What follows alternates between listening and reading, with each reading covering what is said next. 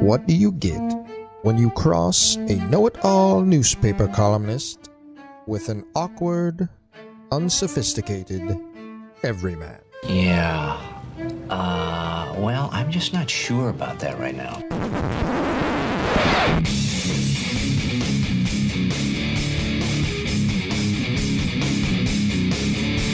Welcome to Couch and the Rube.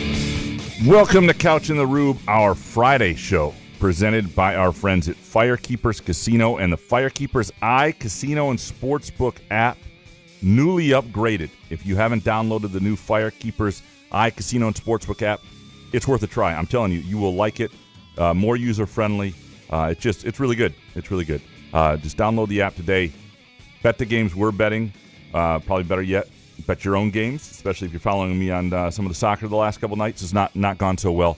But if you're giving a donation to your sportsbook, might as well be one that's in state at Firekeepers and the Firekeepers Casino and Sportsbook app.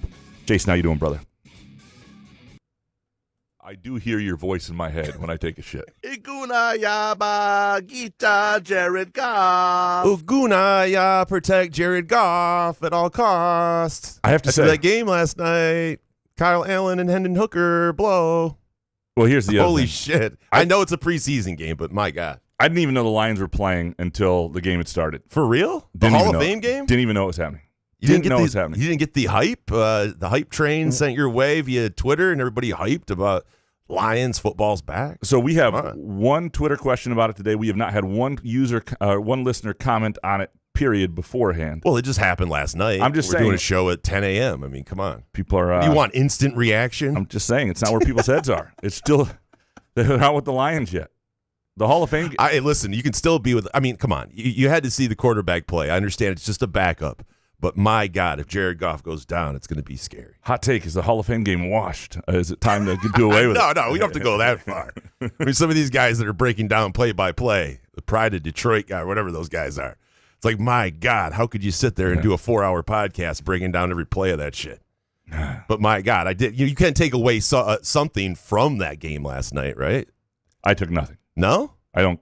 Football's back. That's what's going on. Come on. I guess that's it. That's about it. It's just good to see the helmets and football being played. It is. I don't know. It is weird. Like It's fun to have on. Over the years, I used to get really excited about that. Like just the idea. I know you're not a fan anymore. No. dude. I'm just talking about the initial preseason game of any game, like the helmets, the whole idea of it. It's not even the Lions I'm talking about. Like I used to get really fired up just to see football back. Yeah. And I don't. It doesn't. Like I still love the regular season, but not even the beginning of the preseason does it for me anymore. Like it just doesn't. I know. Listen, I'm with you. I like when football comes back, week 0 in college football this year. It's like I will get excited about it, but then the next week when there's Tulane UTEP on, I'm going to look at that game and go, Jesus, I can't. I don't even know if I can gamble on that. Yeah, but we just want football back. But I think this will be a fun show.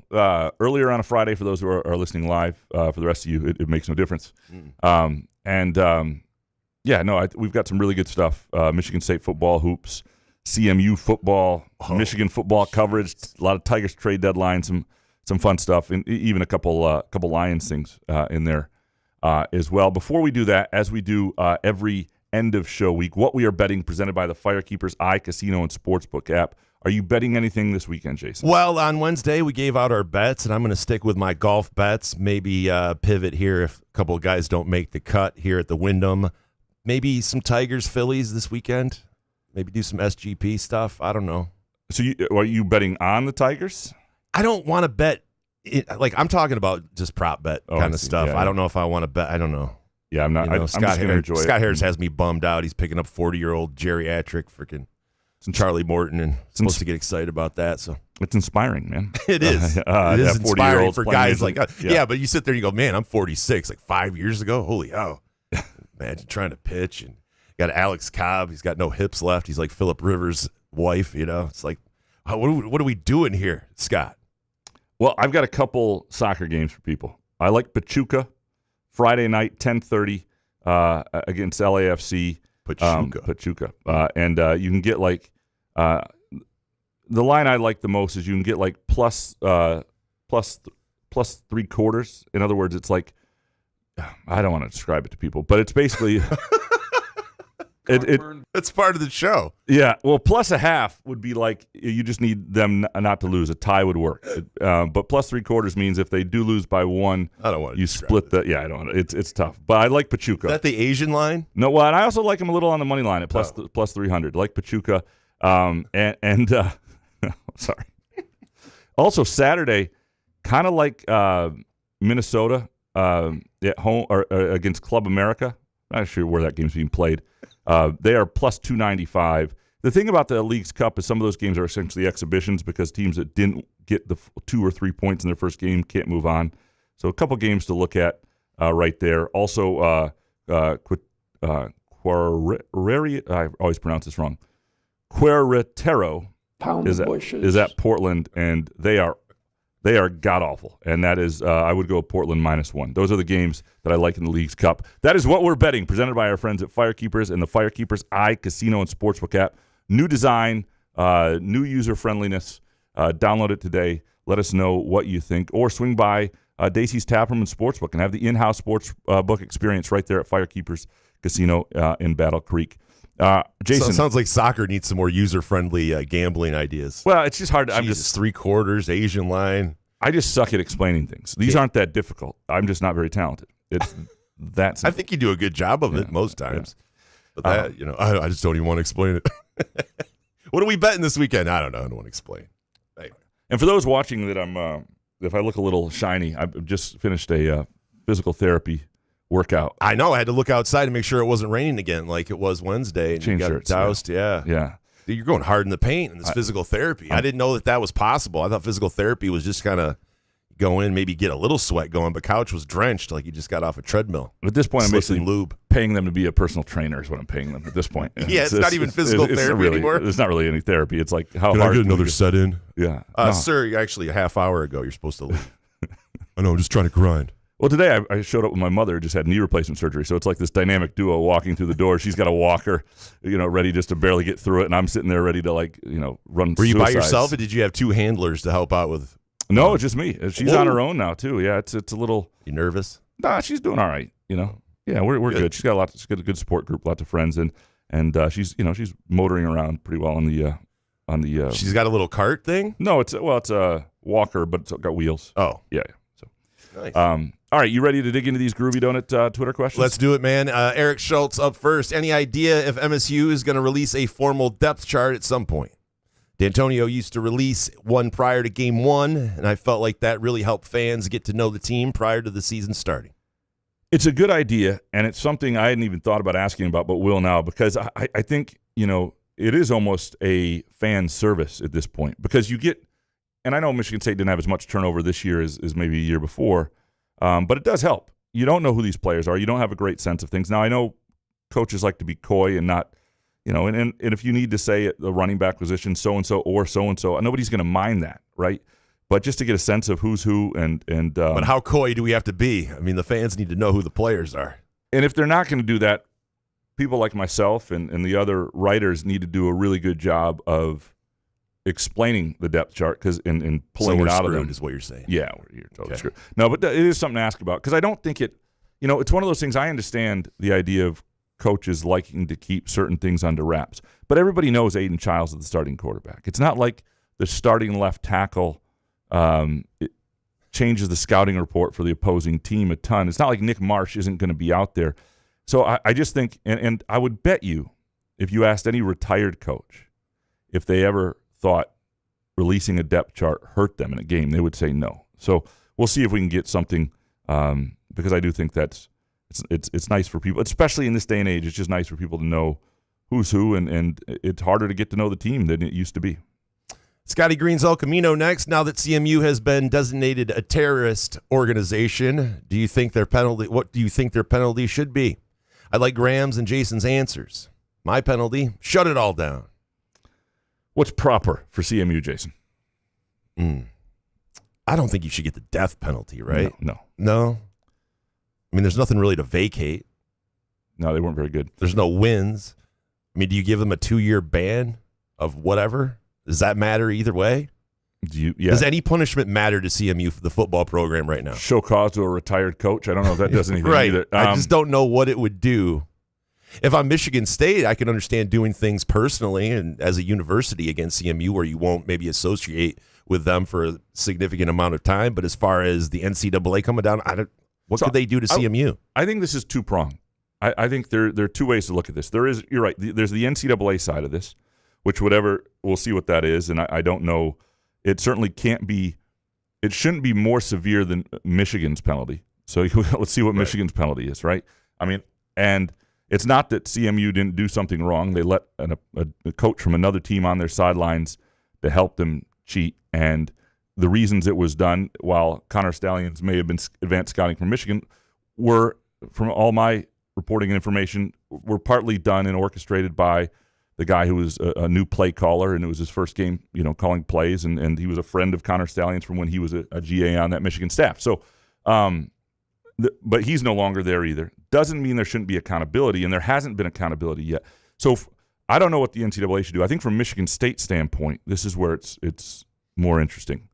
Like what is proper to, because not everybody feels as strongly as some do that CMU should be banished from the earth. A lot of people went both places, have relationships both places. It's an hour north of here. It's a state university that a lot of people go to, and a lot of people from around here go to. A lot of CMU alums are Michigan State fans, and that's just the way it works to some degree. What I would want is an apology formally from them.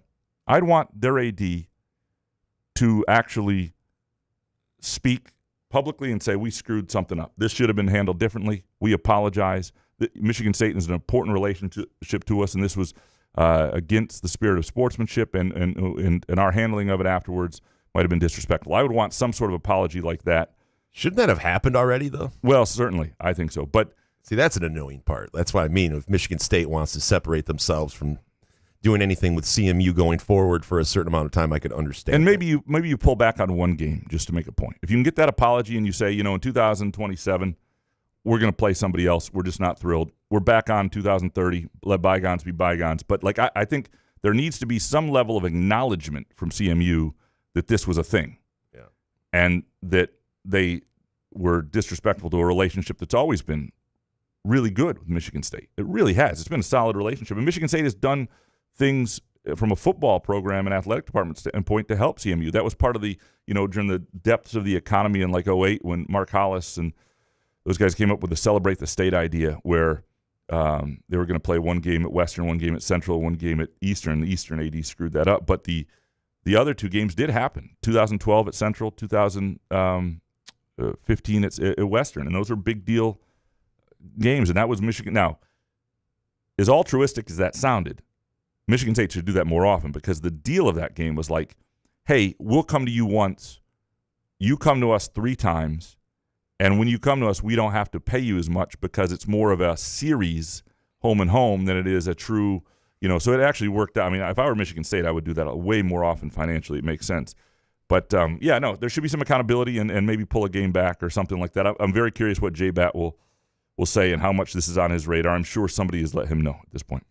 Andrew Gauthier next. Did Scott Harris actually do anything to improve the team at the deadline? This is the most standing pat version of making trades I've ever seen. Very disappointing. Let's not even try to find a pitcher with an ERA lower than 4.5. And from David Jackson and Kurt Wisniewski, is adding a bunch of 4+ ERA pitchers all we need to put us over the top? It was not an inspiring day. As we see Seattle and Toronto adding this and adding that. How about Minnesota yesterday, too?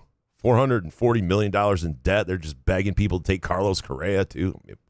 But, yeah, everything you read, you want to sit there and bash Scott Harris, but then everything you read, it's like, oh, we added guys that we wanted to. We didn't give up the prospects. We kept our prospects, and we got better, right? So what are you supposed to say against that? The problem is we always want things at the deadline. We want the deadline to be this magic day. I do feel like it would have been nice for the Tigers to have gotten somebody who wasn't a project among the pitching staff. Like, if you don't get a bat, ideally you do a little more. But, I also understand it from Harris's perspective a little bit and how he thinks he's building an organization. And the results to this point have been pretty good on his end, right? They went to the playoffs last year. They're leading the division right now. it's at last year, after 1% chance of making it, it was a historic run that was made last year. But they've been good this year. Absolutely. Had the best record at times in all of Major League Baseball. And that's when you'd think that you would add, when you have deficiencies on your roster, that you would add guys. We're not talking about trading the top 10 prospects like San Diego did, but I mean, goddamn, you got to do something. And always the smartest guy in the room shit is fantastic when it works, but let's see, I guess. Yeah, because that's all you can do. You can sit there and get mad at Scott Harris, and then he'll make you look like a fool with some of these guys that he's picked up. Well, yeah, they do have a good coaching staff. I do think they have a good eye for these guys. I'm not saying all these trades. I'm not saying the trades they did were bad. I'm saying it would have been nice if there was something in addition. Paddock looked good already. So yeah, but I do think there are two sides to this. One, he talks about there not actually being a window, and the idea is to be in the postseason every year, and that's how you eventually win one of these. And I get that, and so I think that part of it is fine and right, and that's a great approach. And you do want to have an incredible farm system that keeps you do want stars growing within and all that. I get that. Sure. But there also, as Tigers fans have learned, when you get there, there are no guarantees. It is hard, and when you're there, and there are no guarantees that you get there year after year. You can say you're going to get there every year. Chris Castellani pointed out on his video talking about this the other day, our friend Chris, that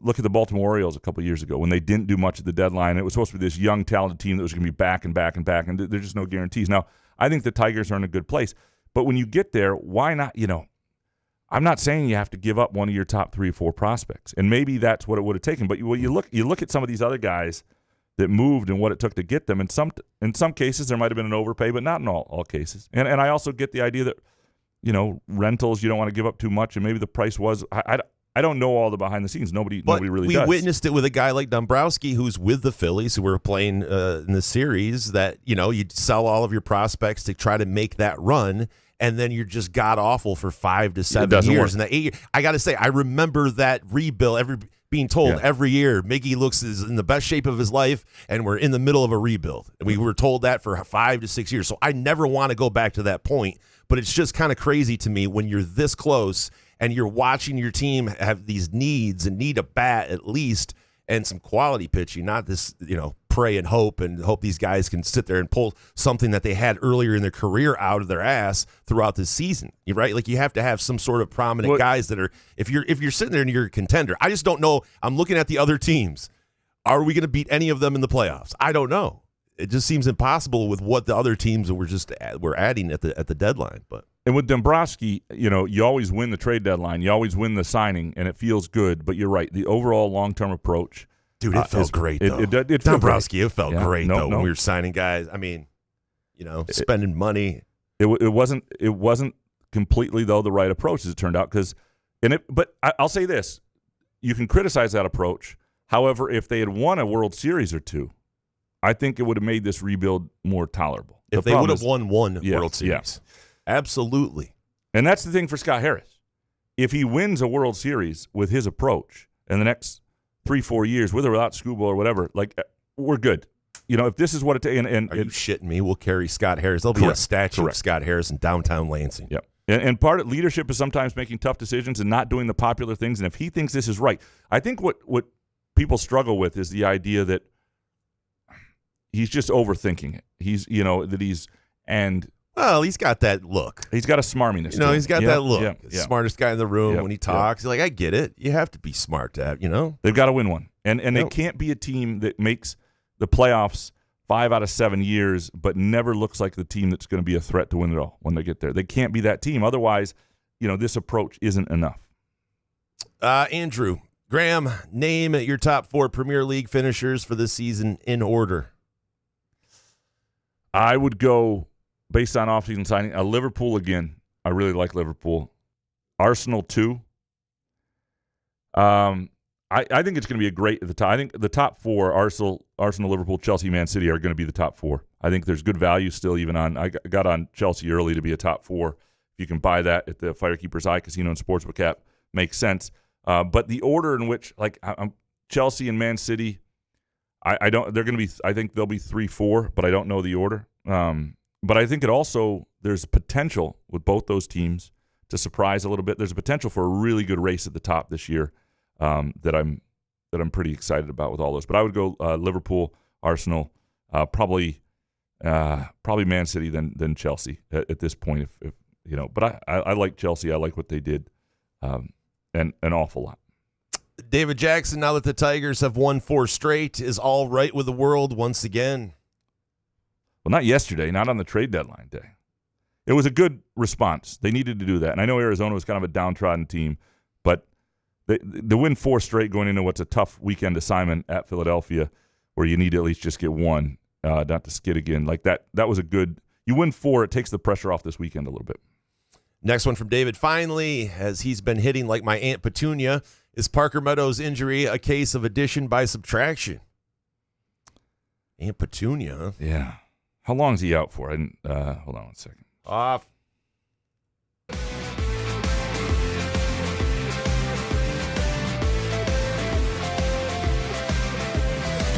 I am the passenger. I will. And I ride and I ride. I don't even.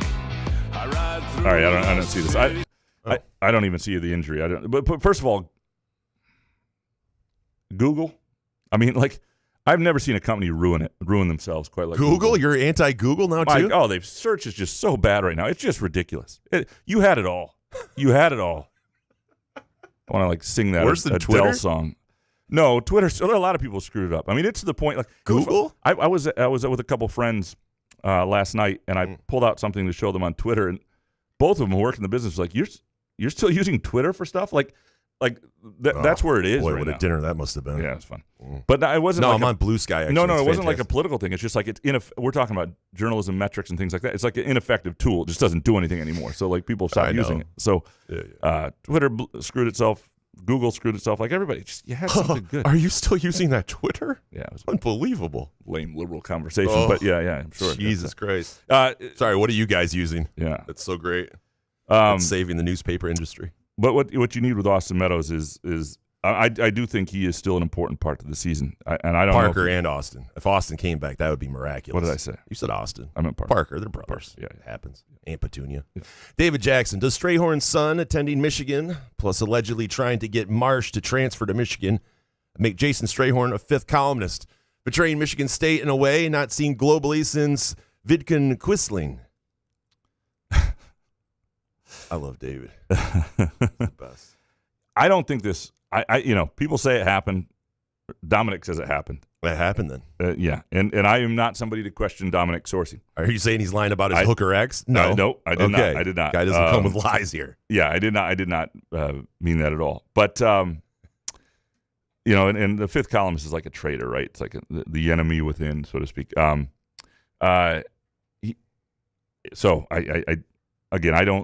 I would be stunned. I wouldn't be stunned. I wouldn't be stunned by anything. I was about to say. I'm not stunned by anything. I shouldn't say that. If he did that, we don't have enough time for all of that. If We he were did stunned that, by that. it was stupid, and he deserved not to be on the broadcast if he actually meddled that way. Kurt Wisniewski, no question, just a statement. The Lions' 7th team offense and defense are ass. Yeah, those 7th teamers, not so good. But they tackle and they play hard, though. I love our team. I just love the team mentality of the Lions. I love Dan Campbell. Corey Ostrom, why is Chris Ilitch ass? Please count the ways, Jason and Graham. Well, we just don't. Because he's scared to become the Twins, I think. We have no faith in him. He's like the younger Steinbrenner. I mean, he doesn't want to spend money. It doesn't appear to want to spend money. And if he does, we haven't seen it. And Chris Ilitch, the thing is, Chris Ilitch could fix this really quickly. Tom Gore's fixed it pretty quickly, but Ilitch could fix it really quickly with a couple big, smart signings. Now, I don't mind. Like, it's funny when you look at a guy like Riley Green, who we want them to re-sign, but what Riley Green is actually worth fluctuates by the month, in terms of what, is he a good player? Is he a great player? And so I get that. But you drafted these guys, and he's hitting 30 home runs by all-star. Like he's producing. So why wouldn't you want to sit there and maybe talk contract extension? Maybe you can get a deal. That's the problem. We just haven't seen anything. Just don't offer 10-year deals. Yeah. That's it. Do 6 to 7 years. Corey Ostrom, Graham, could you please spin zone these trades the Tigers made into a positive scenario, including a dick-riding take on why they didn't need a fear bat? All right, give me the spin zone. Caution. You are about to enter the spin zone with noted newspaper columnist and radio host Graham Couch. All right, I like Kyle Finnegan, right? Don't hate that. Chris Paddock already looked good. Morton, still might have something left in him. And some of these guys that have performed well, Morton's been better lately. Coming to a team that's in the thick of it for 2 months, whatever they got left, this is it, right? This is it. And these are proven pros, and I think they'll get the best out of them. And, in terms of the lineup and the bat situation, I got nothing for you. I mean, they don't have a fear bat. It is what it is. It's an okay lineup. It's not a fear bat lineup. It would be nice to have a fear bat. And I saw something the other day. Carps. He's a fear bat. Well, he can be. Yeah, you're right. He's the closest thing. I saw Gary Sheffield, an interview with him, and I just thought, there's a fear bat. I remember what that looked like. They don't have that. That's for sure.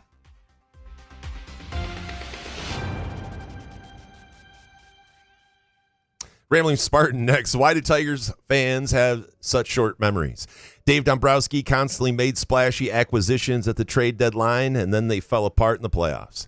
Does nobody remember trading for David Price? Starting prime Scherzer, Verlander, and Price while getting swept in the first round by the Orioles? The playoffs are a crapshoot. You just have to make them. These deals ensure that the Tigers will be playing in October, where anything can happen. Tigers fans need to stop whining. Let Scott cook. I mean, there's an element of this is typical fan behavior, right? The idea that everybody on signing or on trade deadline day wants the moon and wants every big trade. I don't even know if we wanted the moon. Just something. Yeah. I think part of the problem is there's a frustration that there's a cheapness to the Tigers, and I don't think the trade deadline really speaks to that as much. But it all is wrapped up into one thing. There's a sense that they don't make the big move, that they don't make the big trade, they don't make the big signing, and they never will, and that's going to limit them. And I think that is frustrating when you come from an era where an owner used to do that, and you're not in a small market, and you don't have to do that. And if you don't want to do that from a spending standpoint, you should sell the team. You should absolutely sell the team. Fans should boycott. Not a single fan should go until they sell the team if that were the actual case. And I think that's frustrating. The playoffs are a crapshoot. I hate the baseball playoffs for it. I mean, I really do. If I were the baseball commissioner, we would go to 7-game series after you can have the first wild card or whatever. But if you won your division, you wouldn't play a series less than 7 games. And then you'd only have 1 day off during the series. It has to mimic the regular season. You have to need depth. You have to, if you're the best. And then the other thing I would do is I would celebrate the team in baseball with the best regular season record. Like that would be a truly special, like almost what the World Series is, because it drives me nuts. You basically waste 6 months to get into a crapshoot, and you're right about that. But the problem is there are things we do know about these Tigers.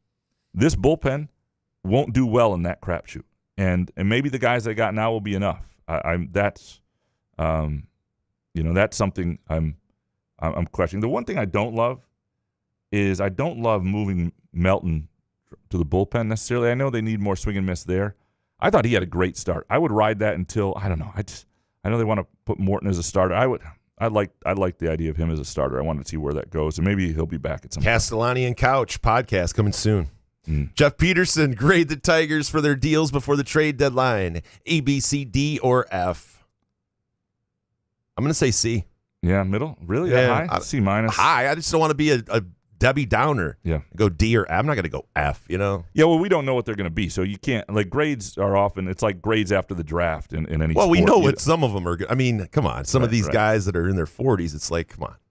Can't get super excited about. Give me a C minus. All right. Okay. Jeff Peterson, more irrelevant, the Hall of Fame game or the Big Ten Media Day? Oh, the Hall of Fame game. No, Big Ten Media Day. I at least knew Big Ten Media Day was coming. Yeah, but you're not a fan, so it doesn't matter. Like, how would you not know? So you can't just chalk it up to that.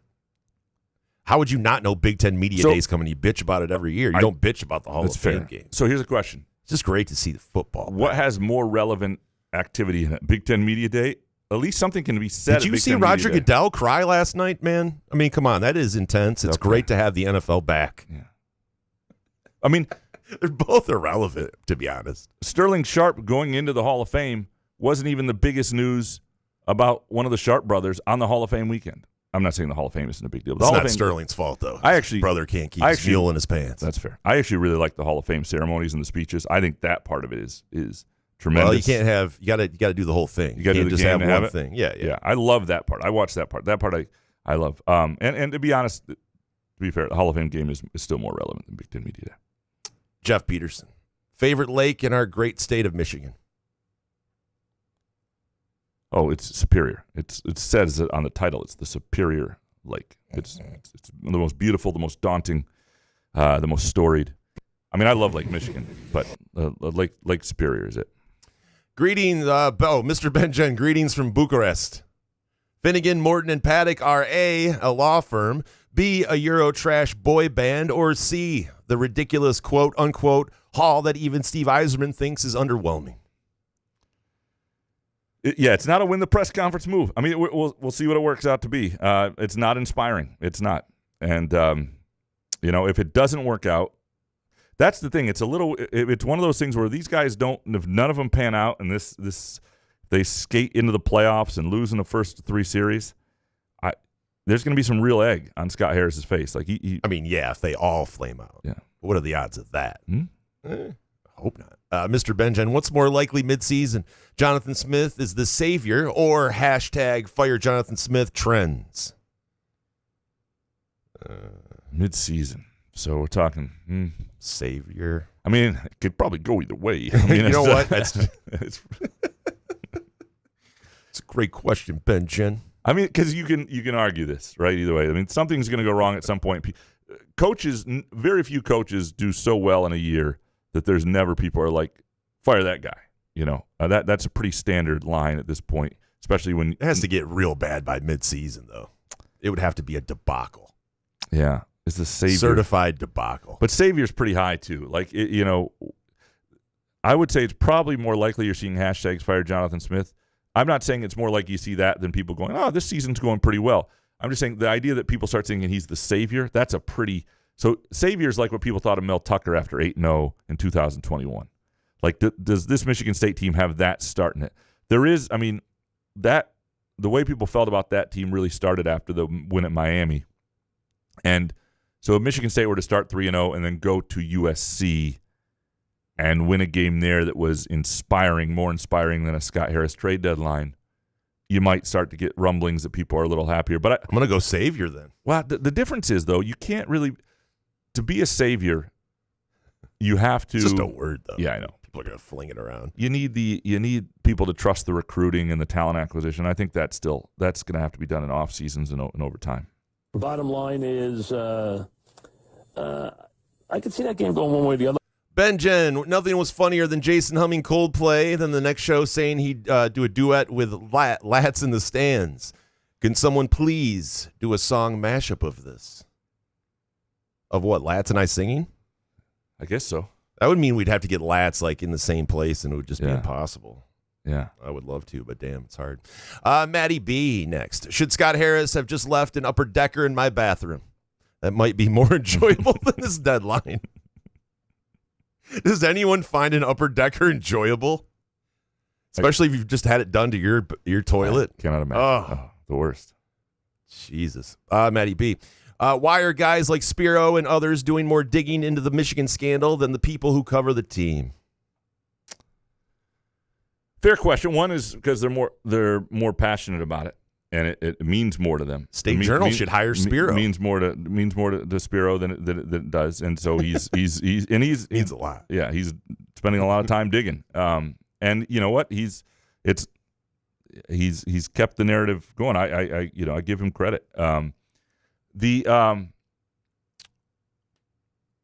You're right though. There probably should be more done on the U of M scandal from a digging perspective, and you can't put that entirely like Woj or somebody like that at the news or the Free Press columnist should be there to criticize, but that's on, that's not just on the beat writers, but that's on people at those organizations, at the independent organizations to dig in and do more. Now it's difficult with some of the NCAA stuff, and we'll see what the NCAA comes out with. But no, it's an absolutely fair criticism. If you would like Michigan, people who cover Michigan, to do more on the scandal, one of the things you can do to entice them is send them a box of Groovy Donuts. If you want something done in your life, or you want somebody to like you or do something for you or appreciate you or listen to you, A box of Groovy Donuts is a great way to do it, whatever the reason. Or just if you're going to a gathering and you're not sure you're welcome, or you just want to be liked, or you're, kids going back to school and you're thinking, how my kid is a freaking knucklehead. Like this is not going to go well this year. How can I get this teacher to like them? A box of Groovy Donuts or one really great donut goes a long, long way. You can go to groovydonuts.com, place your order today. They are back open this week after they were open last Sunday too, but after the storm and the power took them out for a couple of days, really stunk last week. They're back open 7 a.m. to 1 p.m. Both locations, Lake Lansing Road in East Lansing and in Williamson, 7 a.m. to 1 p.m. Thursday through Sunday. And so you can help them recoup a little bit from last weekend and also, make people in your life like you just a little bit more. Some dude next. I remember some Aiden Childs comments from the end of last year saying that a lot of dudes on the football team maybe didn't really want to be there. Can you expand upon this? Maybe some details. Seems like wanting to be there is a huge thing in all of life's endeavors and maybe a big difference maker for this coming season. Yeah, I mean, I think part of it is, and this you see with the retention, when you have a new coach that comes in and people decide, okay, I'm going to stick this out, or I don't have a ton of other options after that awful season they had with the end of the Mel Tucker era, and they stay around, but they're not bought in necessarily. They're sort of there because this is the best option they have, and let's see how this goes. If you're still there now, you've chosen to be there. You know the coaching staff. You know they know you. You've chosen this marriage, and I think that's the difference, right? Everybody who's there now, to some degree, really wants to be there, and they've had options. If they don't have options, then that's on them. But I think that's the big part of it, and I don't think, in terms of like details and specific, like you just hear from more people. Guys are on the same page. Guys are a little more. This is all in for this, because think about it though. None of those guys. I mean, a lot of those guys. Many of them are still around, but who were there last year, they didn't sign up for that. They came in, some of them the Antonio era, but a lot in the Mel Tucker era, and that whole thing collapsed on them. And it was a pretty awful experience, and they wanted to give the new guy a try, and maybe they liked it, maybe it was a good fit, maybe it wasn't. I just think if you're still there now, there's an understanding of what's expected of you, how the staff operates, and this fits who I am, and I'm gonna do this. And so it's much more Jonathan Smith and his staff's team, and the team is much more in line with each other and them. What that means for winning and losing, we'll see. But I do think there is that dynamic is definitely real. Some dude, Couch, are you going to give grades out 1 through 10 again? Who the fuck gives grades out 1 through 10? Quote, how did you do in math? I got a 3. What the fuck's a 3? It's not good, right? Not out of 10. No. Yeah. No, I got some 3s out of 10s in high school. This is an interesting criticism. I know other people do 5s, 1 through 5, or A, B, C, D, or whatever. This is actually a holdover at the LSJ. I don't know if it goes back to Ebling and Larry Lage and all them. It definitely goes back to Rex Road. So the grades were done a certain way, and they were in a certain template back when like print was the bigger way to go, and it was like offense, defense, special teams, coaching, and the bottom line, and even the bottom line had a number to it, and you had to write something cued into that, and I kind of got rid of that. But I've sort of kept the format that was there 20 years ago. And, I could change that. I can do whatever I want there, and I just haven't. And I like the 1 through 10. It gives me more numbers to play with than 1 through 5 or A through D or D minus. It's different than what they're doing at the Free Press. So I know I'm probably going to keep it. But it's a fair, 1 through 10 is an odd way to grade, but it's how I grade. We're keeping the same system as 20 years ago. All Absolutely. Right. Yeah. Who likes change anyway? We're keeping Nobody, not the newspaper industry. Nope. We're keeping the format. Go down with the ship. Money bag. When was the last time we had an MSU football preseason with so few storylines? I'm interested to see the new receivers, but besides that, I know our strengths and weaknesses, and I'm just waiting around to see how much guys improved. I want to ask more questions about the team, but I don't really have any. You're not alone. And the numbers tell me this in like readership numbers. I mean, like, boy, people, and I know it's still July, or it was till yesterday, and the number of people, it's early fall camp and all that stuff. But people are just waiting for the season. They don't They don't want to be told. They don't want smoke blown up their ass about anybody. And I do think there are some interesting storylines, and that those should be delved into. And I do think there are storylines and questions. Like, I think the backup quarterback situation is interesting. I wrote about that today in the quick takes. I think the offensive line situation is interesting, but it's sort of getting written about a fair bit now. And at some point with them, it's see it as believe it. I think in the receivers, I think are potentially a real strong point. And I think people know that, right? And so there are questions, and you're learning these guys. I do think defensively there are interesting storylines on playmakers versus depth and how many actual potential difference makers they have on defense. How much depth do they have? Is it, are they going to be okay? Are they going to be? So I think there are real questions there. And next week, I think Rossi is going to be available for interviews on Monday. But isn't a little smoke good to read about some players and get some hope going? And yeah, I don't care if it's in July, end of July, August. I want to hear about some of these guys. And there's nothing wrong with optimism. There's nothing wrong with a little hope. There's nothing wrong with the stories on guys. And we're going to write. I mean, that's the job. We're going to keep writing them, even if the readership's kind of meh. But like, what I'm saying is, people don't want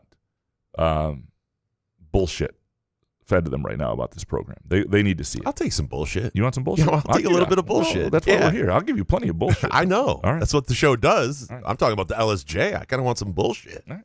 I'm here for it. All right. Ben Chulik next. Seeing Antonio Gates at the Hall of Fame game reminded me he was at Michigan State. Is he the biggest what-if athlete in MSU history? He could have been an impact player for two sports. He led Kent State on a run to the Elite Eight. He might have been the difference for that 0-1 team. He is a really good what if. Antonio Gates, for people who don't know, was, phenomenal basketball player at Kent State on that great run with Stan Heath in 2002. But he was, he first was at Michigan State, and then he was briefly at Eastern Michigan. The great what if with Antonio Gates is Eastern Michigan, where he was also playing basketball, and they had a squad, and the idiot coach there kind of ran him off. And he wound up at Kent State, and that could have been a run. Like Eastern Michigan's never really truly gotten past that. Even Carlos Medlock Sr. couldn't overcome that a few years later. The what ifs at Michigan State throughout time there are you can look at them in different ways, like guys who didn't pan out, or guys who didn't show up, like could have been, what would have a Monty Bates been if he had come and played under Izzo, and if that had worked and he had a different track. Like, those things are, there are a lot of those guys, the guys who almost showed up, and those guys are sometimes the what ifs. We did this, hold on, give me some Hoff 1 second. Next time I see the stars come out of the sky. Yeah, they're bright in the hollow sky. It looks so good tonight. So 2 years ago, I did a look at the biggest what-ifs in Michigan State football and basketball history. And so here was the list. What if Chris Webber had chosen MSU, which he nearly did? Izzo thought he had him. That would have been a big. What if Gordon Hayward is called for a foul on Draymond Green's wrist? Do they win a national title? What if MSU football had beaten Notre Dame in 2013? Is a great what if. Because, does that mean the Rose Bowl doesn't happen? Do they still go on and win a national championship? Does Andrew Maxwell, if he comes in and leads that series at the end that was a disaster at the end of the Notre Dame game in 2013, if he leads that series and they win the game, and he then starts at Iowa and their ceiling is lowered, it kind of had to happen how it happened, I guess, in that sense. What if D'Antonio had retired after the 2017 Holiday Bowl, or late in 2019 instead of February 2020?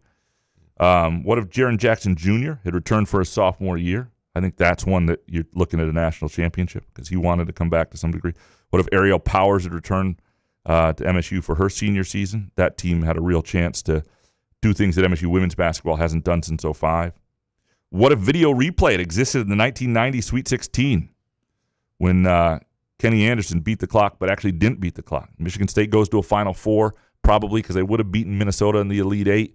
then lost to UNLV in the Final Four. But if that Steve Smith team goes, Judd Heathcote's in the Hall of Fame, I think, because he would have had two Final Fours.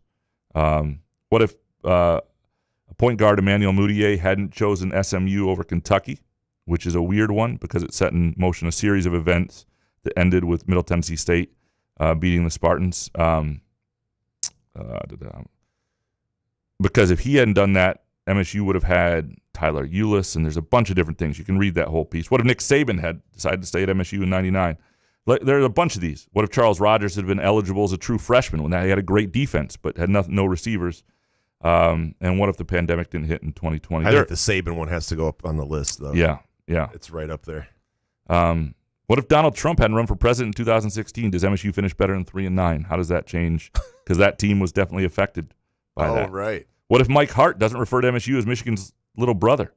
Does MSU still take over the rivalry in the coming years? And what? There are all sorts of great what ifs. You can find that piece.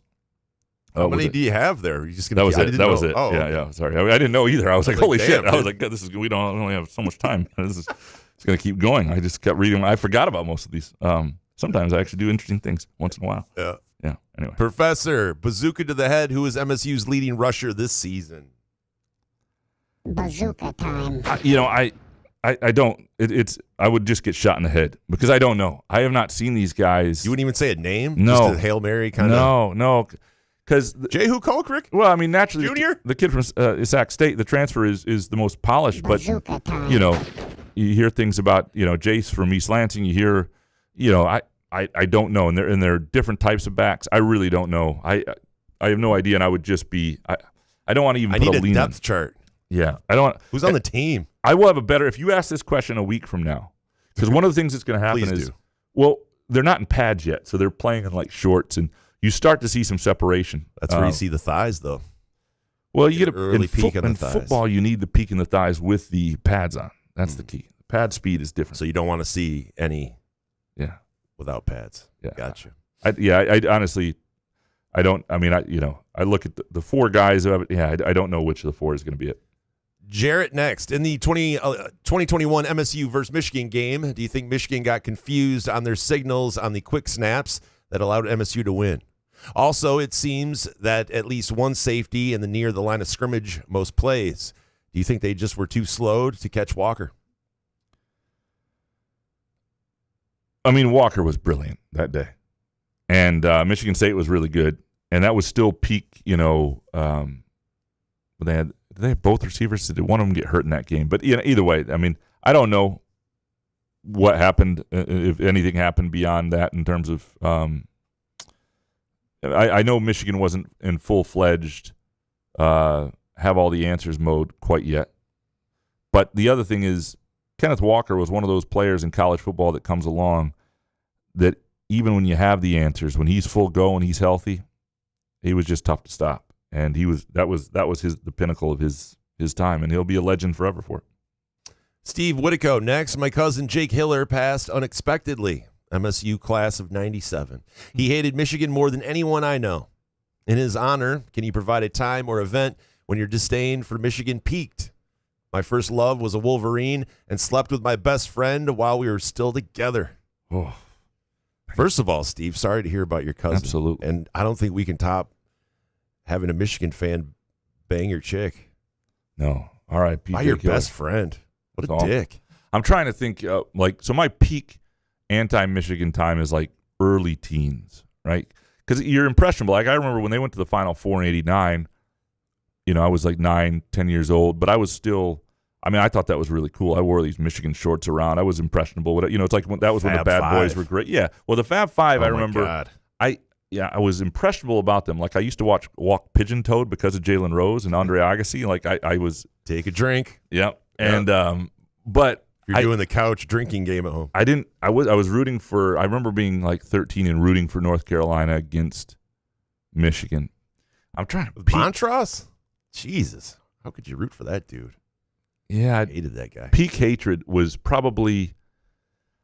Man, okay. I'll give you it. This is just a personal. So this is probably 97. The last, I'm still in first year at Lansing Community College, and still living here, I just remember they used to have these cowbells, where we sat at MSU football games. Me and my dad were really near the Michigan section, and this guy would just keep hitting the bell, go blue, and it was like constant.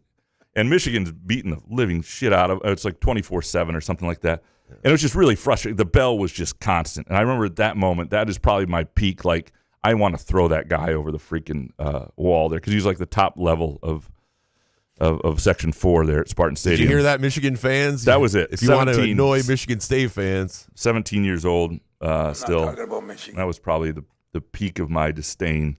But it was a guy with a cowbell.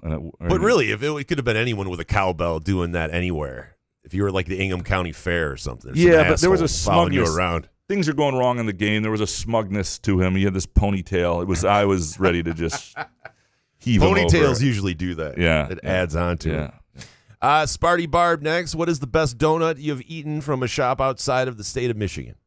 I have to go with Bogart's Donuts in Minneapolis. Their brown butter glazed donut is amazing.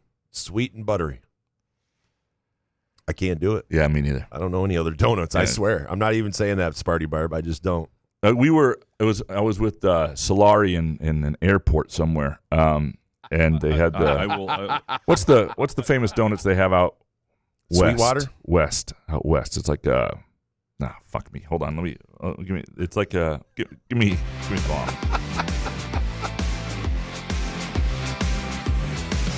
I am a passenger. Free Ubers. Fuck me, he said. Krispy Kreme?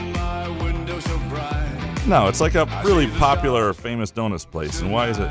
Dunkin' Donuts. Come on. Oh, it's a Voodoo Donuts. Voodoo. Anyway, and there was this one in the airport, and Solari gets... Thanks, Google. Yeah, Google can kiss my ass. They just suck. They just completely suck. West Coast Donuts. Search. I found it because I was trying to remember the airport we were in. Anyway, there's Voodoo Donuts, and Solari gets in line. He's like, you want to get... And I basically, it was like, I can't do it. I mean, I know that Andrew and Monica from Groovy Donuts aren't here, but it will feel like cheating on Groovy Donuts, and I just can't do it. So I haven't really done it outside of... And I'm not saying that they are... Like, they try other local businesses and love good donuts and give recommendations. Yeah. I would feel bad about doing it, and we have such great donuts here, and there's just... For me, there's just no comparison. Thomas, next. Could a system like the net rankings with auto bids for conference champs only solve the scheduling issues we're seeing in football at places like IU and the SEC?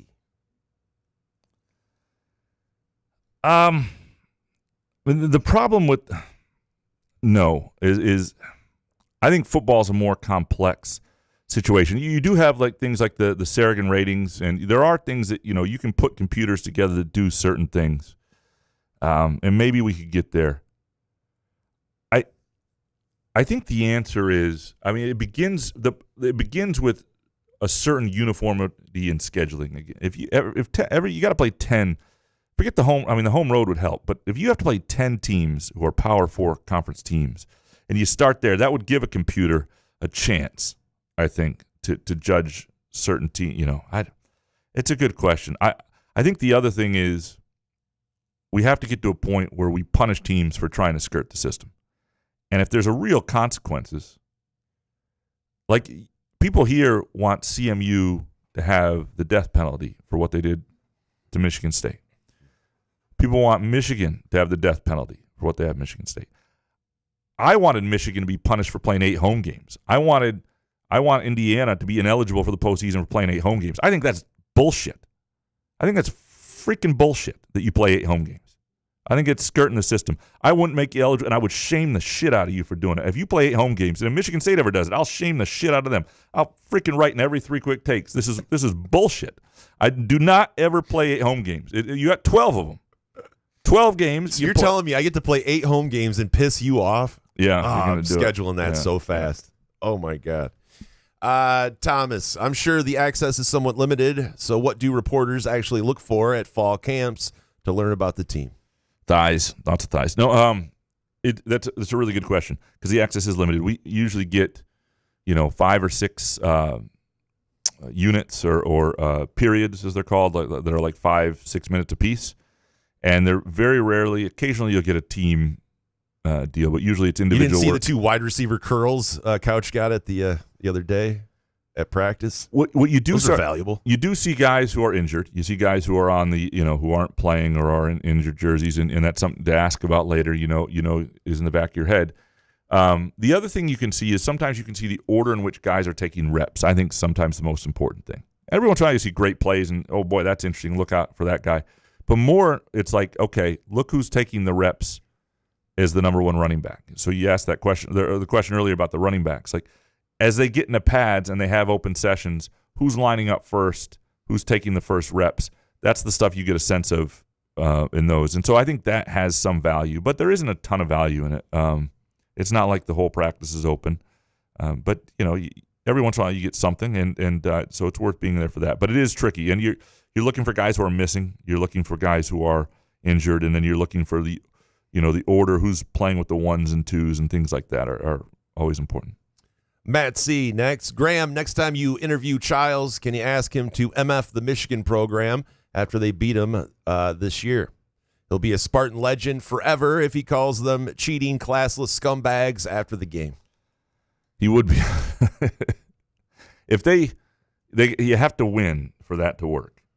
Yes. Yeah, that's the big thing. That's the start. You look winning like, the game. You look like you're whining if you say it otherwise. But yeah, if you could come, and Child stands up there and goes, it's good to beat those cheating classless scumbags. This one's for Matt C, motherfuckers. Yeah, people would be 2 fingers. He would be carried around on people's shoulders in East Lansing for the rest of his life, without question. Matt C, where do you think Dominic met his ex-girlfriend? Crack house? Dark side of Rick's? A Lansing Sexton bathroom? I bet it was one hell of a night. I actually know, but that's not my story to share. So Dominic can decide if he wants to go into that realm. It's a Lansing Sexton bathroom. It was not, however, it was not at Midtown Brewing Company, which, by the way, this Saturday night, live music, 7 p.m., and it looks great. I mean, it's John Beltran this Saturday, 7 to 10:30, Midtown Brewing Company, downtown Lansing. You're looking like a fun date night. Come right downtown to the Midtown Brewing Company. The food is fantastic. The drinks are great, and live music. 7 to 10:30 Saturday night at Midtown Brewing. Does Beltran have a new album out?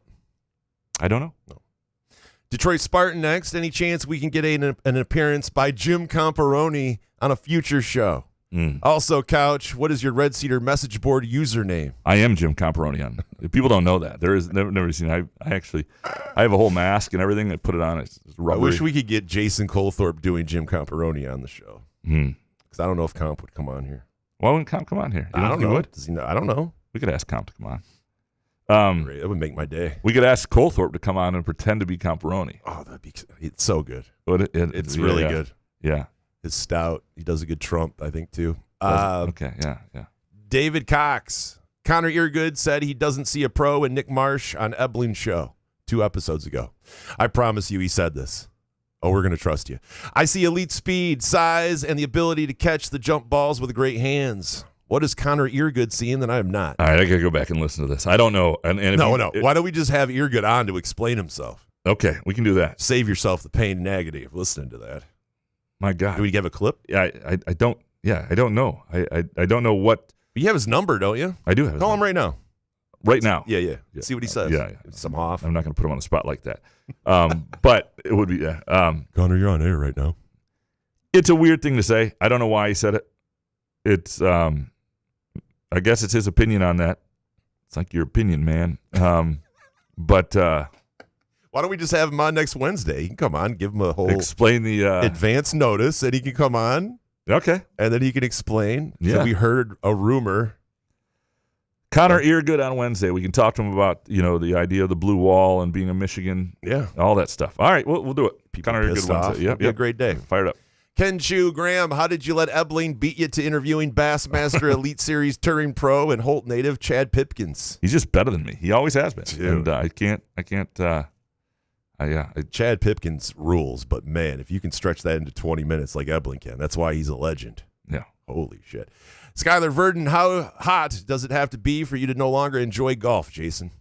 I live in Florida, and summer golf just isn't fun. Beers get lukewarm, and I end up sweating like I'm playing basketball or something. Yeah, I went and hit balls, was it Monday, and I was sweating my ass off. So, yeah, it isn't really fun when it's that hot out. So I can agree with you on that. I'm a huge fan of fall golf. It's one of my favorite. It's the best. Yeah. It is the best. I do like, but yeah, the heat, when it's that humid out, it's almost impossible to have fun golfing out there. Especially, I mean, one of the advantages of being a sports writer is you have a weird schedule where, like, you can go on sometimes like a Monday at 10 a.m. in golf or whatever. But the only thing that It's sucks, good to tell people when people are grinding out a 45-an-hour week schedule. that's fair. I mean, I'm not. I have a charmed life. I'm not denying. Denying that. But the only thing that sucks about fall golf is when the leaves really start to fall, and you have to play yourself a couple extra mulligans. I was like, God, bring a leaf blower. Yeah, that's not a bad idea. I brought one in my trunk, but then I realized it wasn't going to fit in the golf cart. So that's the problem with that. So you need a smaller one. Doc Sportello next. Couch, I have a rowdy night planned in the heart of Portland this weekend as the Timbers take on Querétaro out of Liga MX. Are you laughing at me? No, because I struggle with it too. That's the same one. Liga MX at the iconic Providence Park. You got to check it out. I know you can probably analyze Mexican soccer better than MSU football summer camp. So what do you got? Well, I actually Querétaro. One of my closest friends, he is Scott good. Powers. Scott Powers. Yeah. Is friends with one of the guys who owns.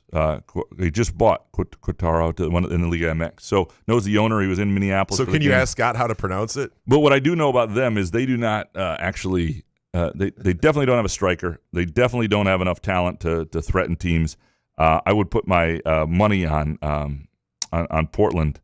But I need to get to Providence Park, and it's just one of those things I haven't done. At some point, we'll do. Part of the reason I don't think we did it originally is when we do our MLB MLS trip. Like, Portland doesn't have an MLB team, so when we do those as a double, we've not gone to Portland yet. But I do. There's the Hillsboro Hops, which are not far away. It's a minor league team there. A friend of my dad's is one of the owners of that team. I guess all my people just own teams these days. Yeah, that's not. And why aren't you friends with these people? You got friends of well, friends. it's actually dads of dads. It's a cool thing. I wish I would love to do something like this. I think a bunch of people went in on buying a minor league team. Like, it's not like he's like some rich money bags people, but there might be like 40 people who own this team, and it's like 40 people owning the lug nuts. I don't probably cost more than that, but and they do a thing every year where they all get together and go to a game, and my mom usually still goes out for it and stuff like that. So maybe we'll do our Hillsboro Hops, Portland, and go to Providence Park, Portland Timbers week one of these years. Max, next, how are the academics handled at these high school academies that so many high-end basketball and football players are attending? Are they taking online classes? Are there actually teachers, or are they spending part of the day at some type of local school, then going back to a training facility for athletics? Does the clearinghouse still exist, and are there still academic requirements for freshman eligibility? I don't know how all of them exist, and some of them go way back. Those Nick Bollettieri academies, where Agassi and Sampras went and all those, and who knows what kind of actual degree that they came away with there and how much school there was. And that was before online classes. So there were teachers, there was school, a lot of tennis, but a lot of school. So, it's a good question, and how much of it is rigorous academics? Maybe it's pretty good some places. I don't know. That's a good question. The clearinghouse, does the clearinghouse still exist? I mean, there are academics requirements for freshman eligibility for sure. That still absolutely exists. Witty username. Character. If the LSJ suddenly starts paying per word, would your 3 hot takes not be the old man and the sea? That's the incentive, correct? Wins and strength are the incentive, not strength of schedule. Until the committee incentivizes SOS, get the wins. 5-win teams don't go to bowls over 6-win teams. Yeah, I can't remember exactly what I used the word questioning people's character for, and if it was, I remember almost instantly thinking that was the wrong usage of the word, and really. Sounds like it worked. Got people worked up. Yeah, it was more reflection on my character. But the So I don't remember the exact moment, but it was poor word choice and not great. I get this, that wins are the strength, or wins are the incentive, strength of schedule, and I hate it. I don't have to like it though, and I can call you a coward. Not you personally with a username, but I can call like teams a coward when they're scheduling, and I can say they don't belong, and I can say I wish it was different, and that's my right to do too, and it's fine. If people want to be cowards and not the spirit of competition and create shitty experiences where they play Youngstown State 7 times a season, they can do that, and I hope fans stop showing up. I get it, and I get the playoff is the thing to get to. I just wish there were some basic parameters for these cowardly asses out there to actually schedule decent experiences for their fans and games that were competitive on the same resource level and all that stuff. I just wish it existed. And, yeah, maybe that's just me. Coward. Witty username. That said, the top of your show is usually a guy with serious women issues, let alone knee-jerk Spartan takes. And 75% of the regular talk is about gambling and drug intake. So, playing the hand you're dealt doesn't seem like it should be the largest character influence here. Touche. Is that the description of our show? It is. Is that it's in like right on the top on the app? Is that how it describes it? It says a guy with serious women issues, knee-jerk Spartan takes, and 75% of the drug intake. Yeah, fantastic. Yeah. All right, Aiden's child next. So, Jay Riemenschneider, you're telling me that if the shoe were on the opposite foot and Mel won a national championship and it was proven that he cheated to do it and recruiting benefited from the on-field success, Michigan fans wouldn't care if State received any punishment from the NCAA? Of course they would. Not buying it. Of course they would. Everybody returns their own silos on this. And yeah, I mean, if this were Ohio State, because it was been Ohio State before, and Tattoo Gate and all that stuff, and like Michigan fans would be up in arms. And it's just the way it works. There's no question about it. I am hoping whatever punishment happens this month, so there is the resolution and reaction to it can sort of begin. Moneybag, there are 2 possibilities. Blake Corum was in business with Connor Stallions and therefore ineligible, or Connor Stallions committed felony fraud. Why hasn't any writer done any digging into that story? There are a lot of journalism deserts in this country. And that's just not a really important. No, I'm kidding. It's a fair question. I Welcome to the blue wall. That's the answer. Patty Eves. Is it wrong for a grown man in his 30s who works in high schools to have his dating app age range set to 18 and 19? Asking again for Connor Stallions. Wait, did he do that? What is that? I mean, that's out of 18, 19. It's out of high school, technically. Well, yeah, I mean, it's not illegal. It's in his 30s. It's a little creepy. It is? I mean, 18, 19?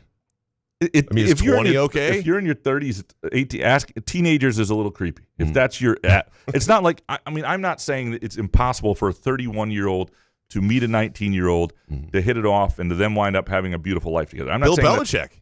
Right. Well, I'm not saying it's impossible. I'm just saying if what you're seeking in your app is 18 to 19, and you're in your 30s, there's a creepiness element to it, 100%. Not talking about this. No. If your barista happens to be 19 and you hit it off and you wind up having a magical life together, that's different than like seeking it out on an app. Fart Soup, have you ever trusted a fart that betrayed you? I'm 46. I don't trust farts anymore. There you go. My butt is on a toilet. If I feel anything, I got to run to the bathroom because I don't trust a damn thing anymore. I mean, I feel healthy, don't get me wrong, but it's just, you're getting up there. Fart Soup, how come I can't drink a beer anymore? Beer keeps me up, makes me feel bloated. White wine, on the other hand, I could drink all day like a thirsty lesbian. It's such a happier buzz compared to beer. Well, you figure out your drink body. like a thirsty lesbian, my friend. You found the right drink for you, I guess. Absolutely. To each their own. People, sounds terrible. Whatever you like, whatever doesn't give you a hangover, whatever gives you the best feel, whatever you can handle best. I think that's people knowing their own.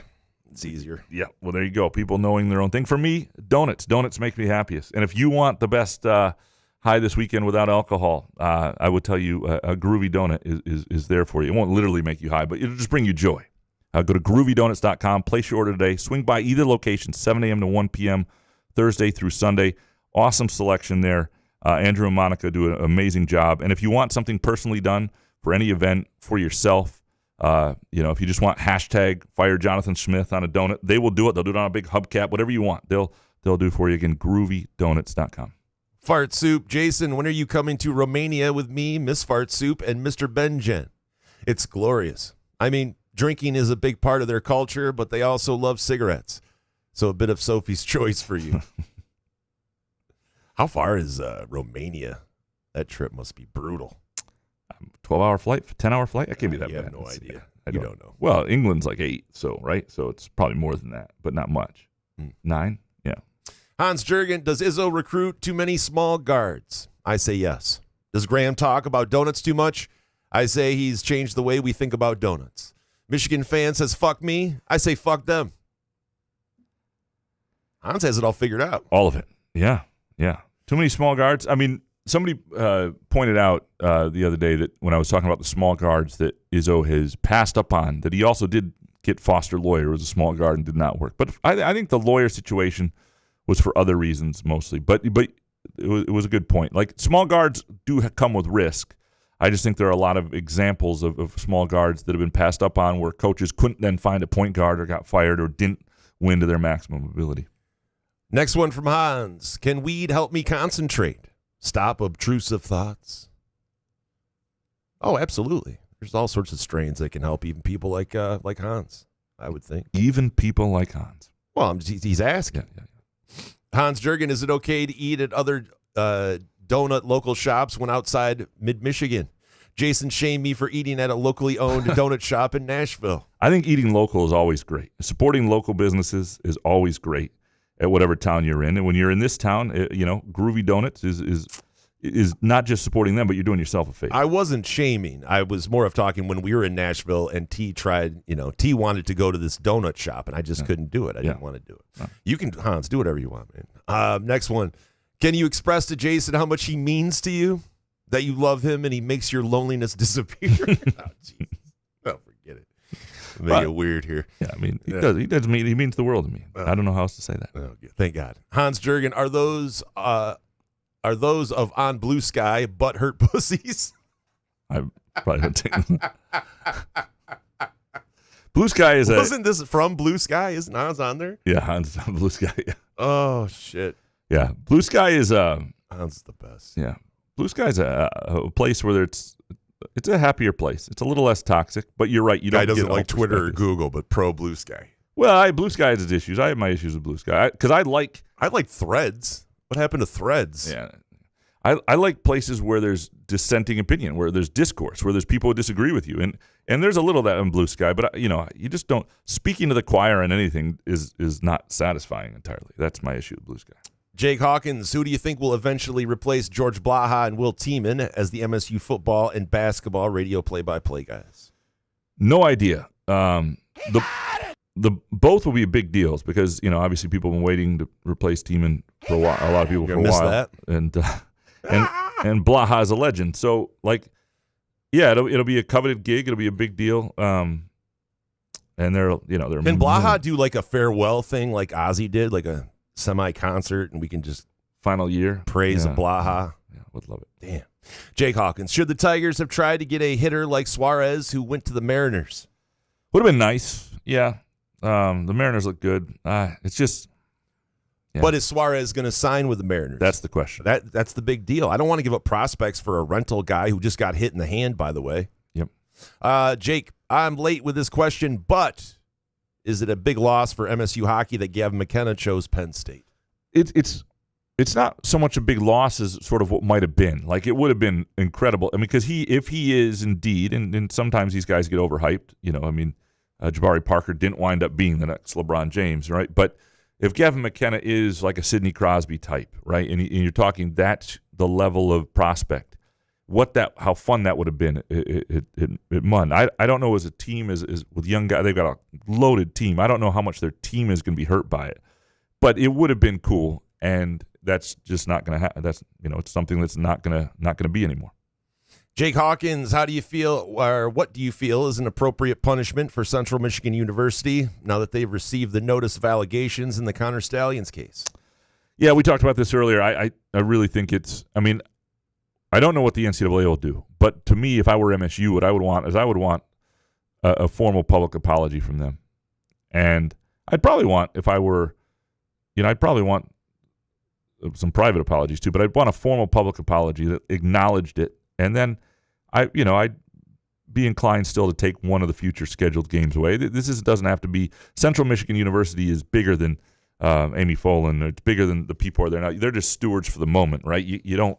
But there needs to be some recognition of what they did was improper and against the spirit of competition and just complete BS, and that their behavior since then has not been ideal either. And that needs to exist to some level. Next one from the Hawk. Are you guys thinking of growing mustaches to match Riley Green and bring luck to the Tigers? I would look horrible with a mustache. If I could grow one, I would grow a mustache. Yeah. I'm 46 years old and I cannot grow facial hair. It's really sad. I mean, it looks like, the problem is if I grow something too thick, and I had this look for a while, it's like if I grow a goatee or thing, it just looks like shit on my face. It's not a good look. I do hear your voice in my head when I take a shit. Upper Deck Jerk Guy, which of the two of you would survive better in prison, not jail? Oh, boy. I would not do well. I don't know. You would last probably a week. I mean, I could survive, I think. I would attach myself to whichever group was going to help protect me. I know which group would grab me.